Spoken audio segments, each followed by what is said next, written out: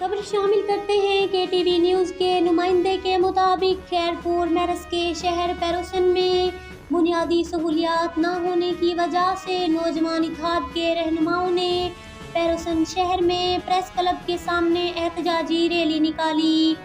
मुजाहिरीन पैरोसन और गिरदोनवा में गैस, बिजली और दीगर बुनियादी सहूलियात फराहम करने का मुतालबा किया। तफसीलात के मुताबिक नौजवान इत्तेहाद की जानिब से पैरोसन और गिरदोनवा में गैस, बिजली और दीगर सहूलियात की अदम दस्तयाबी न होने के खिलाफ एहतजाजी मुजाहिरा किया गया।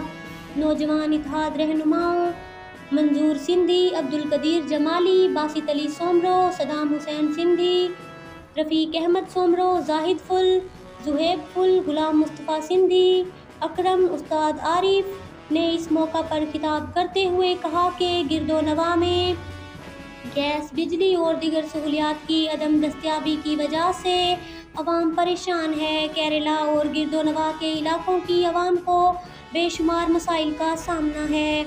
उन्होंने वज़ीर आला सिंध और हल्के के मुंतखब नुमाइंदों से मुतालबा किया है कि रिहायशियों को गैस, बिजली और दीगर सहूलियात फराहम की जाएँ ताकि शहरी इलाकों वाले आसानी से अपनी ज़िंदगी गुजार सकें।